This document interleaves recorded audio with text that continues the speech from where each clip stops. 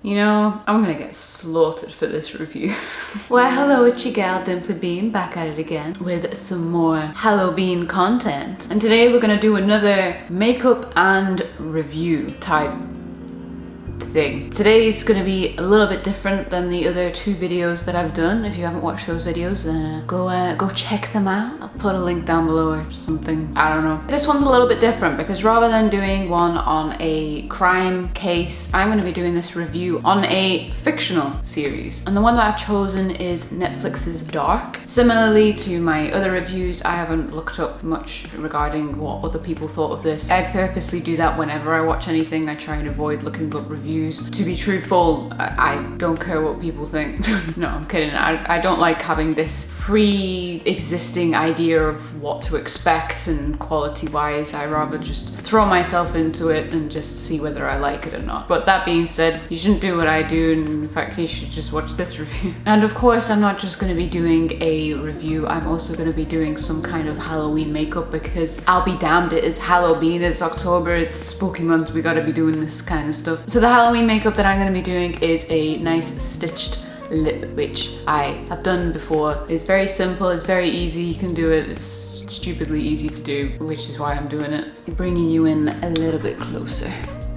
Hey, I'm also realizing now the mistake that I've made by doing a lip makeup on a video where I'm primarily talking. I'm not very bright. There is 3 seasons of Dark. I watched all 3 of them, pretty much all in one go, because I have no self-control. So I'm gonna review each season separately because I believe there's some that are better than others, and it's not what everyone else seems to be saying. Okay, so I'm gonna start off by discussing season 1. Now, season 1, it intrigued me straight away. As soon as I started watching it, I immediately was drawn in. I mean, I'm very much a lover of mystery, science fiction, grittiness, and this ticked all those boxes for me. I just found it amazing. But I also, surprisingly, although I wasn't expecting it, I enjoyed a lot of the social drama to it. There was a lot of he said, she said, relationship struggles, people doing things that they shouldn't have been doing. Generally speaking, quite average things. Nothing really that relates to the whole science fiction craziness of the show,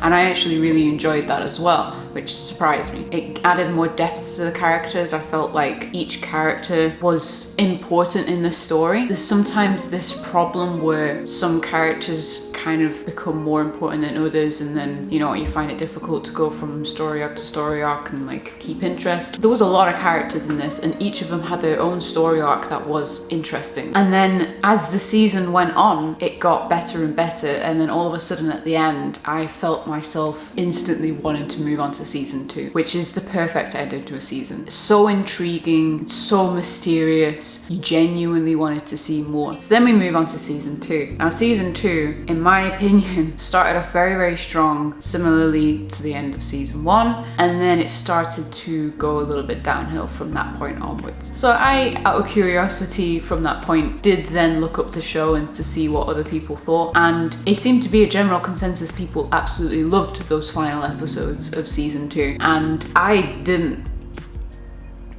And let me explain to you why. I seem to have a problem with things being complicated for complicated's sake. Now, this is where people are going to disagree with me. I love an interesting story, I love a lot of mystery, I love a lot of intrigue, but those elements for me personally need to tie together in a nice little package, and this show to me seemed a little bit too try hard. And unfortunately, those final episodes, it was like they tried to throw in as much mystery as possible without really thinking much about the narrative and the story.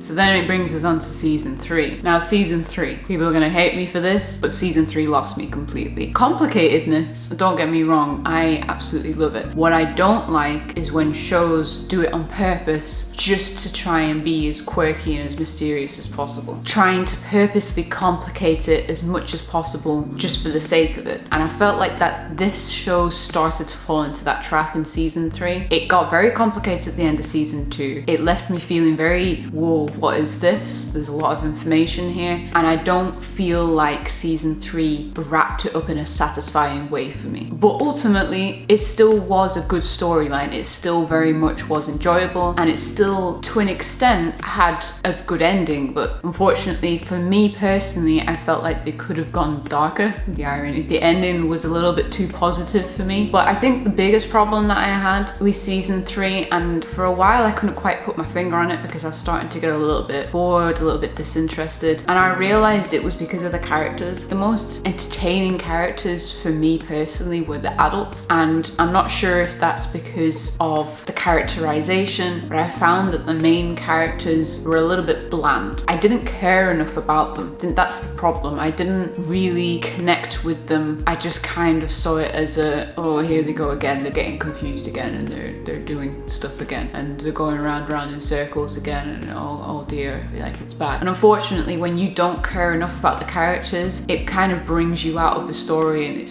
gives you some element of disinterest, because ultimately I then didn't care whether they lived or died. That sounds so harsh. I still enjoyed the ending in its own right. I just think preferably I would have preferred, after everything, I thought it would have been a more shocking ending for it to have not gone to plan. Oh shit, I fucked up that stitch.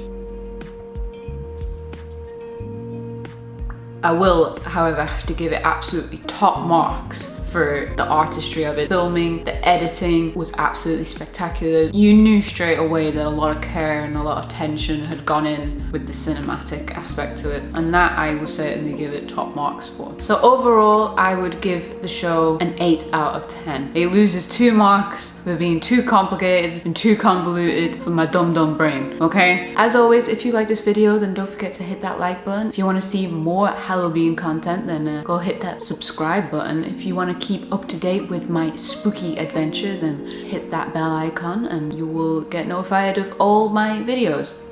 And that's it. Bye!